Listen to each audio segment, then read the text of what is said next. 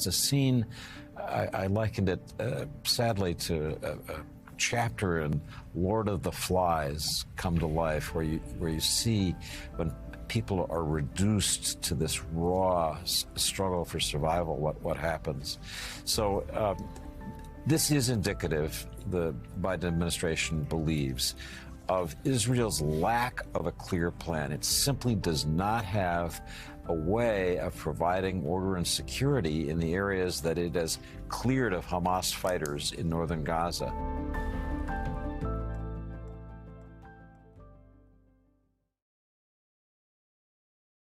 Hello, everyone, and welcome to Washington Post Live. I'm Shane Harris. I'm a national security reporter here at the Post, and I am very pleased today to be joined by my colleague, foreign affairs columnist, novelist, the great David Ignatius. David, it's great to see you. Thanks for being here. Thank you for doing this, Shane. Great to be with you on the other side of the microphone, as it were.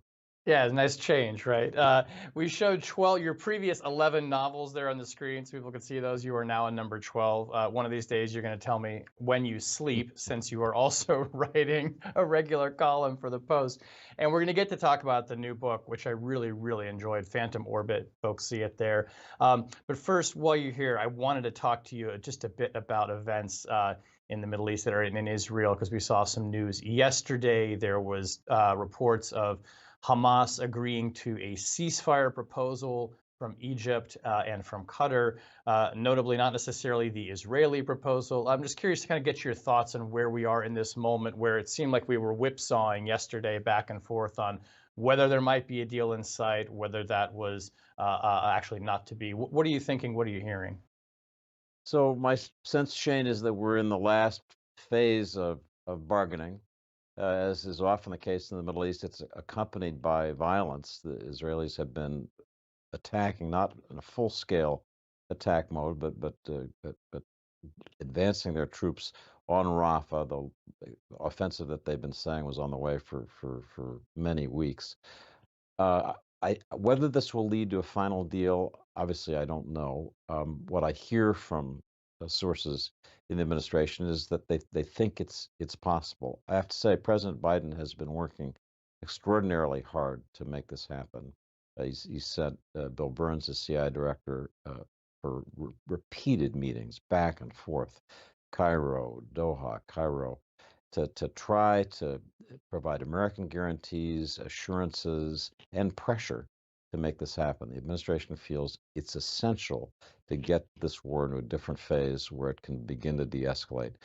Whether they'll succeed, I don't know. Just note one other thing. As the Israelis move toward points in Rafah, I can't help but think that they're trying to capture strategic nodes that they would want to control if a ceasefire did in fact happen. Means of escape from the tunnels toward Egypt, for example, control nodes that they'd like to have in hand before the ceasefire starts. Yeah, and that actually points to kind of the subject of your most recent column, which is, really what is the end game? What is the end goal here in Gaza? And we have a question on this from Ricardo Hellman from Florida. He asks, what is an achievable scenario that could end the war in Gaza and provide a realistic two-state solution? Who are the players that would need to support it economically, in addition to the Palestinians and Israelis? You wrote pretty forcefully about this in your most recent column this week, including about, as you see it, the fact that Prime Minister Netanyahu has never really laid out an answer to this question. So I think that's my biggest criticism of Prime Minister Netanyahu, he has not had a strategic plan for where this war ends, what kind of future he envisions for Gaza, for Israel's relations with Gaza. I worry that he's just creating a version of Somalia on his border, endless chaos, which isn't good for Israel and certainly isn't good for the Palestinians who live there. We're a long way from a two-state solution. I should make that clear. It's going to take many months to get to the point of even being able to advance that seriously. But it is possible, indeed, it's essential to think about what the governance and security mechanism for Gaza will be as Israeli troops withdraw, as we move into this ceasefire phase that everybody hopes is coming. Who's going to keep order? We talk about humanitarian convoys, hundreds of trucks moving into Gaza. Who's going to guarantee that bandits don't just rip off the supplies coming out of those trucks, as has happened in the past in the footage that you showed before we began? So I think Netanyahu needs to think carefully about that. He's been resistant to the obvious solution, which is to take the Palestinian Authority's people in Gaza. There are nearly 10,000 of them, in theory, on the rolls as supporters of the Palestinian Authority, and train them, uh, uh, discipline them, convert them over time into a force that will provide an alternative to Hamas to govern Gaza and to provide security. If he doesn't do that, the mess we have now is going to lead into another kind of mess, less dangerous for Israel, but I fear no less miserable for the Palestinians in Gaza. Do you think it's going to take a change in Israeli leadership at the top to see them through to the end? So I have been disappointed that Netanyahu has resisted thinking clearly about these issues. I think there are others in the war cabinet who have thought much more carefully. I think the defense ministry of Gallant has tried to think about the day after. Benny Gantz was talking about it today and some things that I read. I think the issue is that Israel as a whole needs to think beyond its understandable, totally uh, human rage about October 7 and the slaughter of Israelis in that attack to what comes next. It's in their interest to do that, and I think the person who's the next prime minister, whoever he is, needs to put that at the top of his list of to do. Right. Well, let's talk about the new novel here, which is also extremely timely. You can't always plan these things because writers start writing books many years before they're ever published, as authors will know. But this book is all about a war in space. It's about satellites, our dependence on satellites for communication, for navigation, for the modern economy functioning, and how vulnerable those are. And so what you draw so much in all of your fiction from your reporting and the things that you are doing in your journalism, what you're seeing, which you can then turn into these great stories. So what was happening for you when you started getting the idea for the book that became Phantom Orbit? So, Shane, I always try to think when I'm planning a novel, what's the thing that people are going to be um, thinking about, talking about 2 years from when I start, because that's when the book's going to appear. And in past novels, I've written about deep fakes and quantum computing and things that obviously were ahead in national security and would make a good terrain for a spy novel. And as I thought about it in 2021, when I really was getting down to work on this, it seemed obvious that satellite weapons, space was going to be central. I had been in my columns a supporter of the creation of a space force during the Trump administration. I thought Trump was right that basically the Air Force had dropped the ball in monitoring space and in competing with the Chinese in developing space weapons, space systems, and we needed a separate force. So I'd gotten to know people in the space world. I interviewed Jay Raymond, who was the general who was the leader of the space force. I began to think in more detail about the elements of a plot. And then in 2022, when I was really getting down to work on the book, I went to Ukraine in December 22 and looked at the most advanced systems the Ukrainians were using for intelligence acquisition and targeting. And I realized they were all basically uh, part of this new world of commercial space systems. The Ukrainians were dialing into commercial satellites from Maxar, Planet Lab, Capella, all these companies that have got satellites in space. Plus, they were using the Starlink terminals to provide connectivity for their commanders in the field, in the forward positions. So it seemed obvious then that we were already living with a space war. So that really convinced me this was the right subject. And then as a novelist, you try to spin a plot that captures things in the news, but isn't the news. You don't want to write a 100,000-word piece of journalism, obviously. Right, right. And you do something interesting too, which, I mean, you go back, the book begins really in the late 1990s and follows these kind of three major characters through the evolution of satellite technology, which each of them kind of has a foothold in. But we do come up to, the war in Ukraine, and we're not going to give away anything about the plot of the book. People can read it for themselves, but the war in Ukraine does figure fairly prominently in there. And you've written recently about Ukraine as being the first space war. So talk a little bit about what that means, what you mean by Ukraine being the first space war. So when the war began, um, the primary objective for the Russians was to turn off the satellite-based communication systems that the Ukrainians were using. Starlink wasn't big yet, but they did go after a European constellation and briefly were successful in hacking it and shutting it down. The Ukrainians responded very quickly. This is right in the beginning, in February 2022. Starlink came in with a very aggressive program. Elon Musk decided he was going to go all in on this, and they shipped terminals by the thousands into Ukraine. The problem was initially they couldn't turn them on because of other Russian jamming that was preventing the signals that you'd need just to literally click on so the terminal would work and receive signals from space. Very clever engineers from Starlink figured out a way to get around that, and suddenly Ukraine had the gift of broadband connectivity and was able to move forward.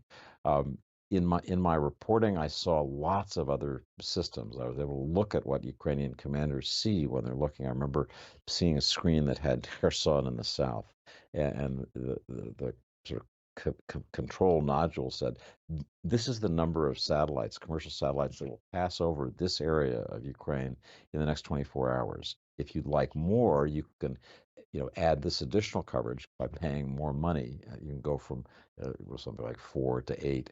And I thought, wow, this is a completely different kind of warfare than I've ever seen.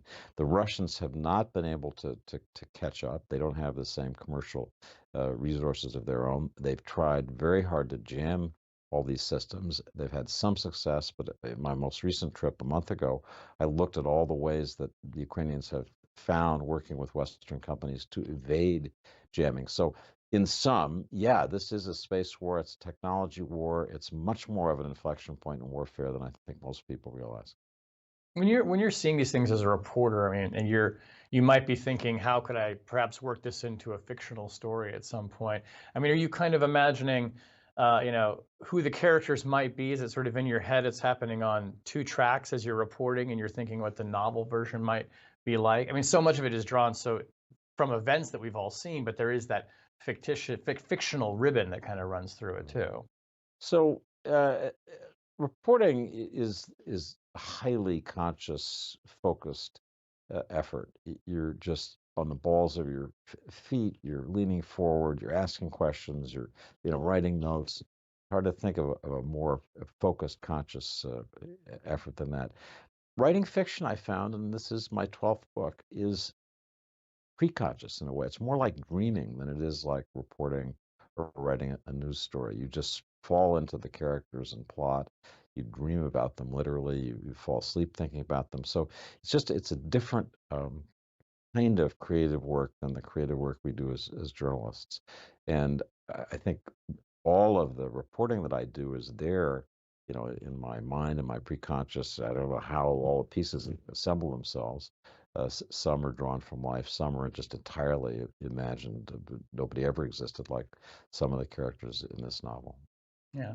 In reading your book, I immediately recalled an incident from a couple of months ago when there was a very unusual disclosure by the chairman of the House Intelligence Committee, Congressman Turner, that got all of us in Washington spinning about some national security threat that he wanted to alert members to. And of course, as we've all reported, it turns out that Russia is trying to field some kind of nuclear weapon or nuclear weapon capable device to put in space as an anti-satellite weapon. I mean, this is something that could be torn right from the pages of your novel. What did you make of that moment when you heard about that, knowing that, of course, you're writing a book about some of these very subjects?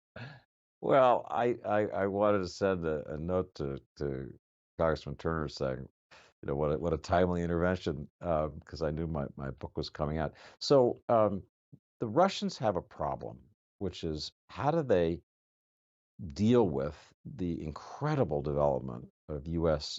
space capability, especially commercial space. Starlink has 5,000 satellites in low Earth orbit, covering every part of the globe with systems inside that may not be disclosed, may have nothing to do with broadband communications. Who knows?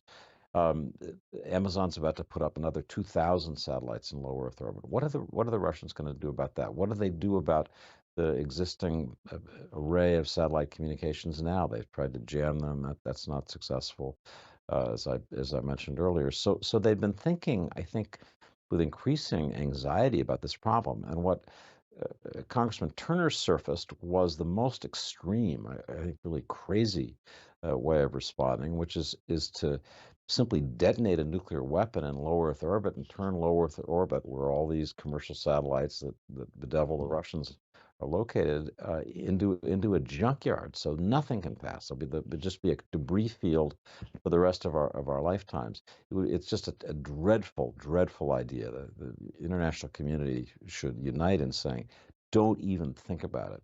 And I don't think the Russians would be likely to really do it. I think the weapons that they'd be thinking about, if they're smart, would in fact be more focused on denying communications among the satellites. The Starlink satellites have their own mesh net in space. They can communicate satellite to satellite before they ever come back to Earth. Go after that instead of trying to blow the whole thing up, which would be really a kind of primitive kind of warfare. And potentially, I would think, blow back on them as well, which is another kind of interesting thing to think about why they would do it. So much of the plot in Phantom Orbit revolves around the vulnerability of these systems and a question of how could you potentially attack them and take them out. I mean, how much of what we see in the book do you think is reflective of what national security officials, like precise scenarios that they worry about that an adversary country could try to use on our satellites, or that we might be developing to try and use on adversary satellite technology? So, Sean, let me mention two things that are right at the beginning of the book that I think are real, and will give viewers a sense of what the book is about. So the book opens with a Russian scientist, Ivan Volkov, who's really the hero of this book, who comes to believe that there is a Russian-Chinese system that can cripple GPS, the satellite system that allows us to use our cell phones, allows airplanes to know where they are in space, allows banking transactions to happen. I mean, there's almost nothing on Earth that doesn't have some GPS connection. And he feels that there's a kill switch that can turn it off. And he's torn about what to do. He finally decides he's going to contact the CIA through the CIA's website and tell them this. And he does. And to his astonishment, there's no answer. Nothing comes back. And indeed, through the book, in different ways, there's no answer. Why is that? That's one of the riddles that the book is about. Second thing, right at the beginning, is that we kind of go back with Ivan, our hero, to the time when he was a graduate student in Beijing. He was a Russian from Russian version of Pittsburgh, studying in Moscow, was broke, couldn't pay his tuition, so he got a scholarship to study in China. And what he encounters there is that the Chinese in 1995, when they had no satellite capability whatsoever, they had just a cheap little piece of tin that revolved around the world and played "The East is Red," their national song.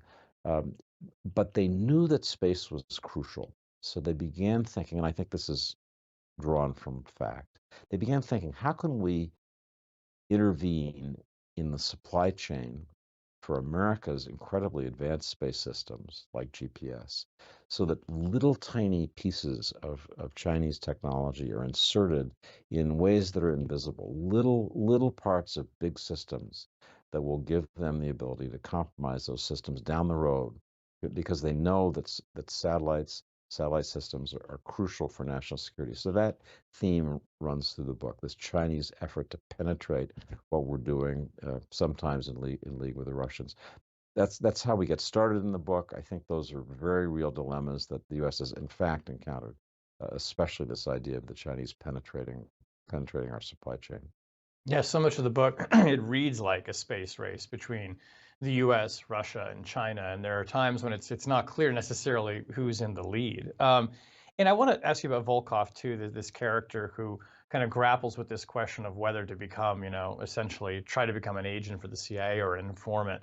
A lot of this book, it seems to me, is drawing on kind of your own experience reporting about Russia of, I don't want to say it's a love letter to Russia, but there's kind of a hopefulness to it. And he seems to represent, Volkov, qualities of a Russia that I think, probably you and a lot of us would hope that they may have been once and could be again. So kind of talk about what you're trying to say about Russia in this moment through this character.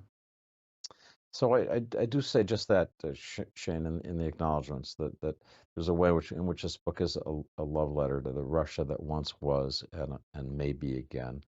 Ivan Volkov is from a town in Russia, far east of Moscow, called Magnitogorsk.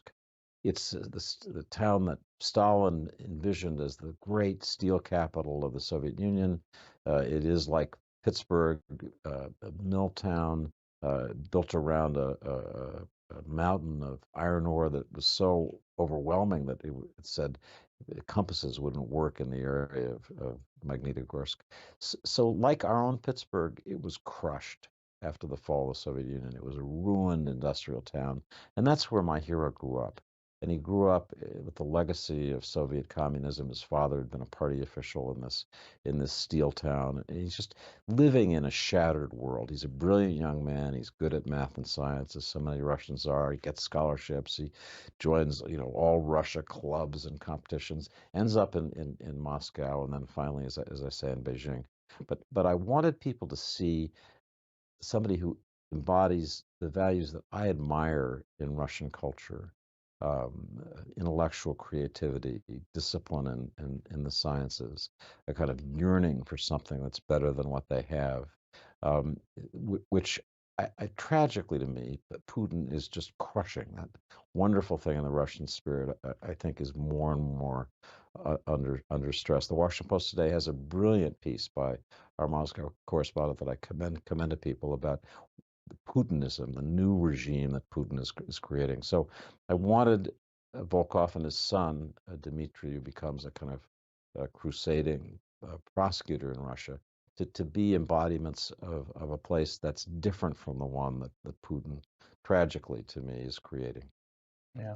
There's another theme that you deal with in some chapters of the book about this issue of sexual harassment and discrimination at the CIA. One of the main characters is subjected to this and really struggles with it and kind of has this fight with the bureaucracy.